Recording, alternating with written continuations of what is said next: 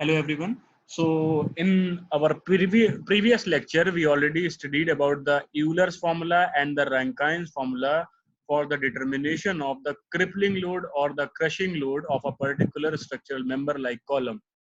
Now we are performing some numerical problems according to the Euler's formula and the Rankine's formula. So according to the Euler's formula, we can solve this numerical. So the numerical states that a hollow cast iron section having external dia of 250 mm and thickness of 25 mm is used as a 4.5 meter long column with both end fixed. देखिए यहाँ पे आपको सबसे पहले condition जो दी गई है particular आपके स्ट्रक्चर की या फिर स्ट्रक्चर मेंबर की या फिर कॉलम की which is fixed at both ends okay और उसकी जो डायमीटर दी गई है एक्सटर्नल या इंटरनल डायमीटर दी गई हॉलो बार आपका यूज हॉलो सेक्शन यूज हो रहा है तो इंटरनल और एक्सटर्नल डायमीटर भी दे दी गई है कैसे ओवरऑल डायमीटर आपकी दे दी गई 250 mm ठीक है थिकनेस 25 mm दे दी गई है अगर ये थिकनेस 25 mm दे दी गई है इसकी ये देखिए यहाँ पे ऐसा फिगर से जस्टिफाई है तो इंटरनल डायमीटर आपकी कितनी बचेगी 200 बचेगी क्योंकि 250 यहाँ बाहरी एंड से लेके इसके एक्सटर्नल एंड तक की डिस्टेंस 250 25 इधर से 25 इधर से अगर आप माइनस करोगे तो 250 minus 25 which gives the result of 200 mm diameter okay find safe crippling load safe crippling load मतलब ER निकालना है आपको या EC निकालना है आपको by Euler's and Rankine formula Euler से भी निकालना है आपको रैंकाइन से भी निकालना है take factor of safety as 3.5 and maximum compressive stress of 500 newton per mm square FOS आपका दे दिया गया 3.5 and also the external load compressive stress which is given as 500 newton per mm square which is so and the constant A is equals to 1 by 1600 and modulus of elasticity E is equals to 0.14 into 10 to the power 5 newton per mm square ये सारी चीजें आपकी given है आपको length given है 4.5 metre की overall length और जितनी भी आप डायमेंशन लेके चलोगे वो सारी आप किस चीज में लेके चलोगे mm में तो L is equals to 4.5 metre दिया है तो उसको कन्वर्जन के बाद वो कितनी होगी हमारी 4500 mm बोथ एंड अगर उसके फिक्स्ड हैं तो L इफेक्टिव क्या होता है ओवरऑल लेंथ का हाफ ओवरऑल लेंथ आपका था 4500 डिवाइड बाय 2 किया आपने तो आपको आ गया 2250 mm क्लियर अच्छा ये जो L इफेक्टिव आया है ये जो आपको पहले फिगर कभी बताया गया था अगर मैं आपको उस फिगर पे भी पहुंचाना चाहूं तो कुछ इस तरीके का था ये फिगर ये वाला ठीक है जब फिक्स्ड एंड होंगे आपके तो देखिए ओवरऑल लेंथ आपने क्या ली थी यहाँ पे कैपिटल L और L इफेक्टिव कितनी हो गई थी 0.5 L या 0.5 बोल सकते हैं L by 2 बोल सकते हैं same as it is in the numerical if we are talking about when both ends are fixed then L effective becomes the half of that particular given length that's why here 4500 divided by 2 which gives the result of 2250 mm okay so by the Euler's formula we can say that Euler formula में हमें क्या क्या चाहिए होता है सबसे पहले moment of inertia चाहिए होता है अब मोमेंट ऑफ इनर्शिया सभी को पता है अगर हॉलो सेक्शन है तो उसका मोमेंट ऑफ इनर्शिया होता है pi by 64 multiplied by in bracket external diameter to the power 4 minus internal diameter to the power 4 as it is अगर यहाँ पे आप देखें तो आपको देखिए I is equals to pi by 64 into external diameter हमारी कितनी है 250 mm है उसकी पावर 4 माइनस 200 आपकी इंटरनल डायमीटर है ये देखिए ये गिवन है उसकी power 4 by this we can say that the moment of inertia of this hollow section is given as 113.2 into 10 to the power 6 mm to the power 4 and we also know that the by the Euler's formula the safe crippling load or the crippling load is equals to pi square EI by LE square pi square E की value 0.4 into 10 to the power 5 newton per mm square दी as it is रख दी I की value हमने 113.2 into 10 to the power 6 निकाली as it is रख दी LE हमारा कितना है, डिवाइड बाय LE हमारा है 22250, उसकी वैल्यू ने एज इट इज रख दी, तो हमारा यहाँ पे क्रिपलिंग लोड जो निकल के आया 3089649.19 newton, which can also say that 3089.64 kilonewton. So ये आपका हो गया यूलर फॉर्मूला से सेफ क्रिपलिंग लोड की जो इस हॉलो शाफ्ट पे या हॉलो मेंबर पे लग सकता है। ओके, सेफ लोड अगर आपको निकालना है तो इतना तो लग रहा है, लेकिन फैक्टर ऑफ सेफ्टी आपको कितना दिया है 3.5, मतलब इसको आप जो आपका सेफ लोड आया उससे डिवाइड कर देंगे तो एक्चुअल आपको पता चल जाएगा 882.75 ये आपका सेफ क्रिपलिंग लोड है पर्टिकुलर इस हॉलो सेक्शन के लिए।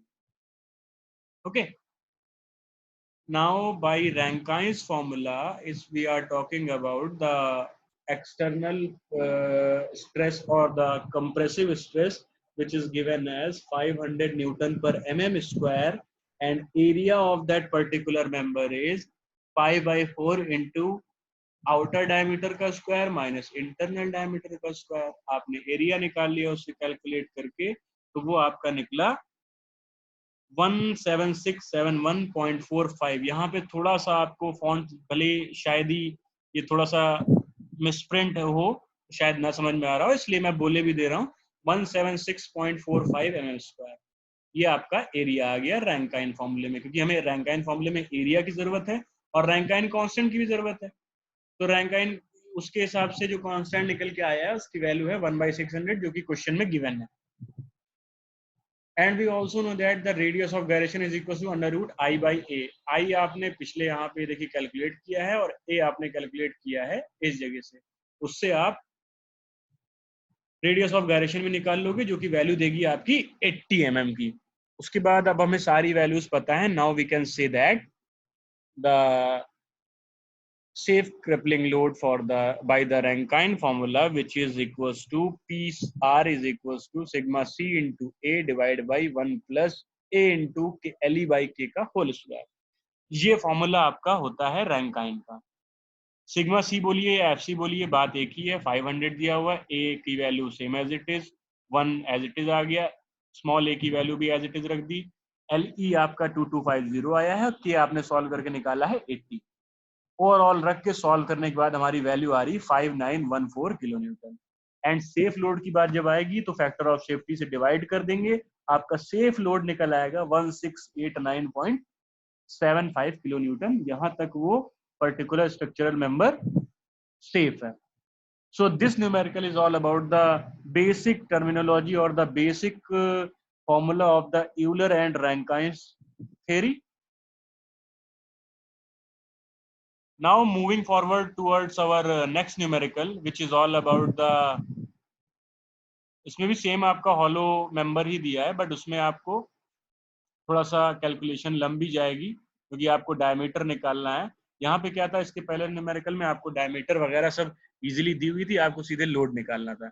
बट अब जो नेक्स्ट न्यूमेरिकल आप पढ़ेंगे वो थोड़ा सा इसका वाइस वर्सा है। इट मीन्स कि आपको लोड दिया रहेगा कि इतने लोड के लिए आप एक स्ट्रक्चरल मेंबर की डायमेंशन या डिजाइन करिए कि उस पर्टिकुलर स्ट्रक्चर मेंबर की डायमीटर्स क्या क्या होंगी। तो उसके रिगार्डिंग हम अभी ये अपना दूसरा न्यूमेरिकल स्टार्ट करने वाले हैं।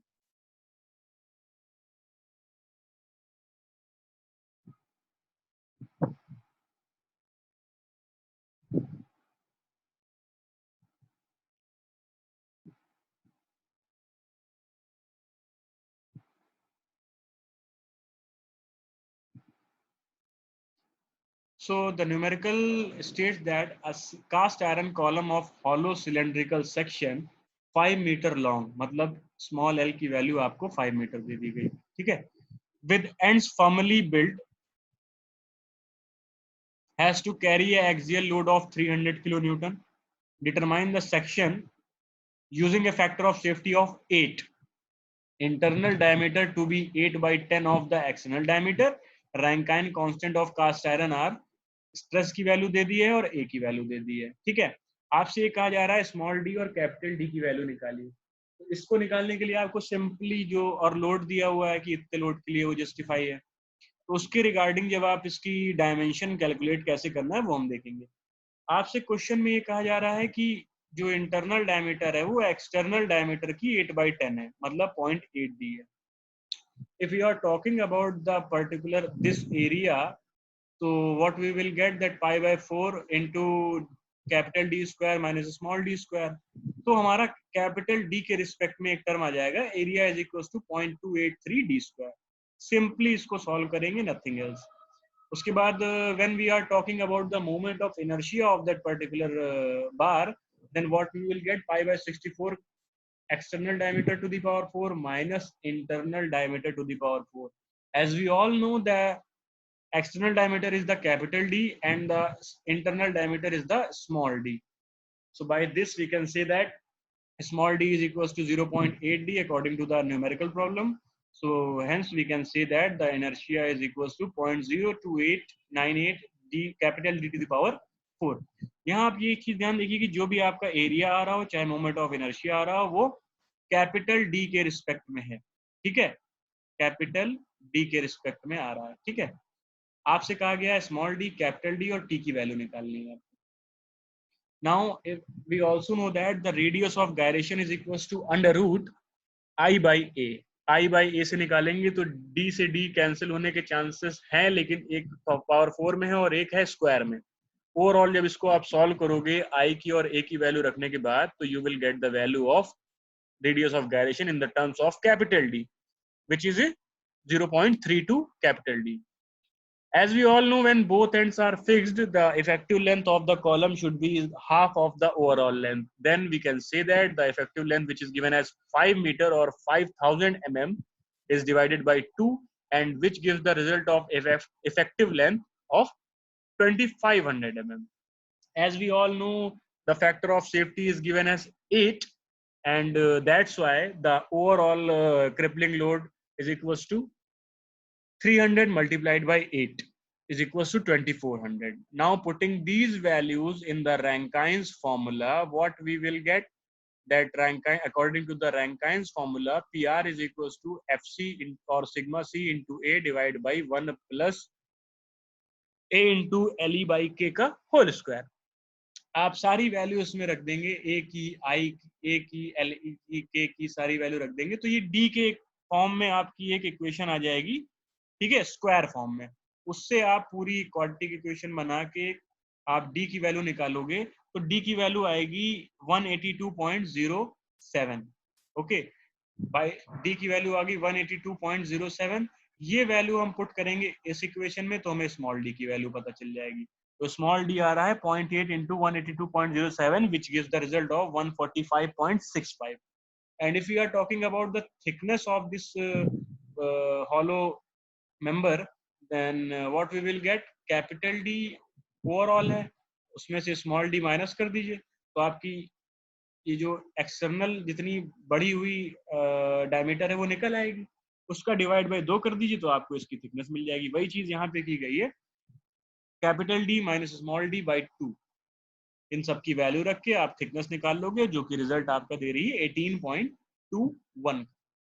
सो बेसिकली बहुत ही आसान सा न्यूमेरिकल था ये भी, पहले वाले की तरह. पहले में आपको डायमेंशन सारी दी थी, आपसे कहा था इस एक्सटर्नल या क्रिपलिंग लोड निकालिए, बट इसमें आपको लोड दे दिया गया और आपसे कहा गया कि इसको डिजाइन करिए या डायमेंशन निकालिए. सिंपली फॉर्म था, यहाँ पे डबल इक्वेशन आ गई है, उसके बाद पूरा सॉल्व करके आपने सिंप्लीफाई करके थिकनेस और इंटरनल और एक्सटर्नल डायमेंशन जितनी थी इसकी वो सारी कैलकुलेट कर दी. Okay, now the next topic is eccentric loading. So basically eccentric loading हमारे शॉर्ट कॉलम के लिए और अलग अलग. इसेंट्रिक लोडिंग बेसिकली होता क्या है, मान लीजिए कोई कॉलम है, अभी तक एक्सियल लोड की बात कर रही थी तो वो उसके एक्सिस पे जा रही थी, बट अगर उस एक्सिस से थोड़ा सा डिस्टेंस पे है तो वही उसकी इसेंट्रिसिटी होगी. मान लीजिए ये थोड़ा सा जो पी लग रहा है, यहाँ तो आपका एक्सिस पे ही लग रहा है, बट एक डायरेक्शन में आपका थोड़ी सी डायरेक्शन थोड़ा सा डिस्टेंस पे लगे, एक्सिस पे ना लगे. Then what we will perform that in case of short column the maximum stress is given as P upon A plus PE upon Z, where P upon A in bracket 1 plus E into YC plus upon K square, where Z is equals to A into K square upon YC. And for the long column, due to Rankine's formula, sigma C is equals to P upon A 1 plus E into YC upon K square, same as it is of short column. And for Euler's formula, the maximum stress is given as P upon A plus PE V by Z, and the minimum stress is given as P upon A minus PE V by Z, where V is equal to sec in bracket moment of inertia divided by 2. Okay, तो ये आपका overall आ जाएगा. अब इसका एक numerical हम देख लेते हैं, कोई बहुत बड़ा टफ टास्क नहीं है, सिंपली फॉर्म में उसे करना है, और वो कैसे होगा वो हम यहाँ पे देख के ले रहे हैं. A cast iron column of hollow circular section having 300 mm external diameter and 20 mm metal thickness. जैसा कि डायमेंशन में आपको दिया गया है कि 20 mm थिकनेस हो गई और 200 mm आपकी एक्सटर्नल डायमीटर होगी. इंटरनल डायमीटर आपकी 160 आ जाएगी अगर ये 20 है तो. ठीक है.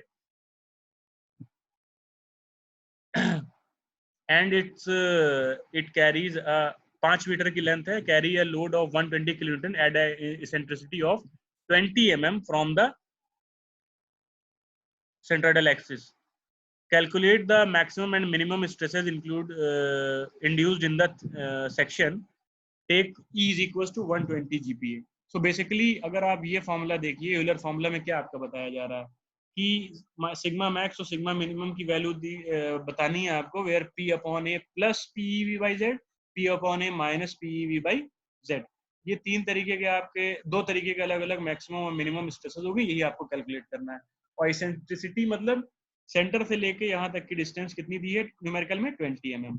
So if we are talking about the area of that particular section, what we will get as the same formula, pi by 4 external diameter to the square minus internal diameter to the square. By this we can calculate the area, which gives the result of 11310 mm square. And if we are talking about the moment of inertia, what we will get that pi by 64 in bracket external diameter to the power 4 minus internal diameter to the power 4, which gives the value of 46.37 into 10 to the power 6 mm to the power 4. Z is the section modulus, which is represented by I by YC. YC आपका 100 दिया हुआ है numerical में. ठीक है. और इसके अलावा अगर आप A की बात करेंगे तो A आपका यहाँ पे गिवन है. ठीक है. I भी आपने यहाँ पे कैलकुलेट कर रखा है. So Z की वैल्यू हमारी आ गई 46.37 in 10 to the power 4 mm cube. Sigma C की बात करेंगे, P अपॉन A होता है नॉर्मली सिग्मा, तो P आपका कितना है 120 किलो न्यूटन का लोड लग रहा है, 10 टू द पावर 3 हो जाएगा, न्यूटन में चेंज करेंगे. A कितना निकला है 11310, डिवाइड करा तो आपका स्ट्रेस निकल आया, which gives the result of 10.61 Newton per mm square. And the end conditions is given as both ends are fixed in the above figure or the numerical. Then what we will get, the L effective is given as the overall length divided by 2, which gives the result of 500 divided by 2 of, it means 2500 mm. And if we are talking about LE by 2 under root P upon EI, which gives the result of, angle की बात करेंगे अगर हम तो ये आ जाएगा 10.52 degree, जो कि यहाँ पे ये कैलकुलेट किया गया. नाउ ये एंगल की बात हो रही है यहाँ पे, V की बात. ठीक है. उसके बाद सेक इसी एंगल का लेंगे आप तो 1 अपॉन कॉस होता है, जो कि आ जाएगा 1.017. नाउ मोमेंट से आप ये कैलकुलेट करते हैं P into E into sec in bracket LE by 2 under root PE by. देखिए यहाँ पे जो है LE बाई 2 अंडर रूट, यहाँ पे थोड़ा सा ये मिसप्रिंट हो गया है. इसका सही फॉर्मूला होता है LE by 2 under root P upon EI. ये जो आपका एंगल आता है V की value sec under root sec bracket में LE by 2 plus LE by 2 divide by under root P upon EI. तभी यहाँ पे देखिए कैलकुलेट किया गया है एंगल. ठीक है. उस ये एंगल जब कैलकुलेट हो गया तो आपने उस एंगल का सेक निकाल लिया. सेक निकाल लेंगे जब आप तो वो आ जाएगा आपका कुछ 1.017. And if you are talking about the moment, what we will get P into E into sec. अगर आप इसकी बात करेंगे तो P into E into sec, जो तभी एंगल आ रहा है पूरा, ये P into V upon Z, वही चीज यहाँ की गई है. ठीक है. तो वो आ गया आपका 2.44 into 10 to the power something Newton mm. ये आपका आ गया moment. And if you are talking about the stress, which is given as m upon z, m की वैल्यू आपको यहाँ से आपने निकाली ली 10⁶ के फॉर्म में 2.44 into 10⁶ Newton mm divide by z कर देंगे। z की वैल्यू आपने देखी यहाँ पे कैलकुलेट करी हुई है 46.37 इंटू 10⁴। ये कैलकुलेट करने के बाद आपकी सिग्मा b आ जाएगी, ठीक है। Sigma b is equal to 5.26 newton per mm square.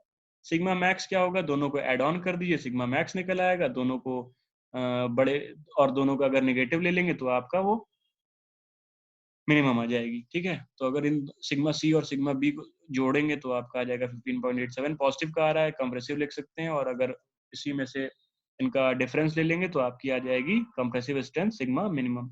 If tension is just one on the point of the being induced, then sigma b is equal to sigma 0, which gives the result of sigma b is equals to 10.61.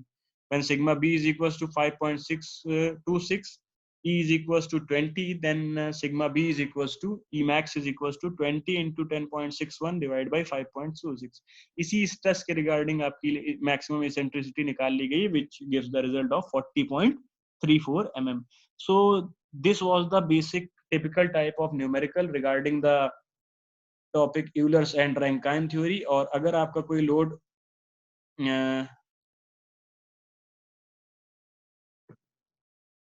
Euler और Rankine formula के regarding अगर कोई एक load ऐसा जो सम eccentricity पे लग रहा है किसी भी कॉलम के, तब आप इसेंट्रिसिटी के लिए कैलकुलेट करने के लिए ये सारे फंडामेंटल्स आपको आने चाहिए।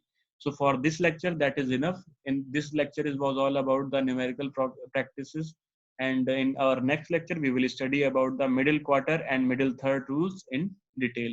So for this lecture that is enough. Thank you so much.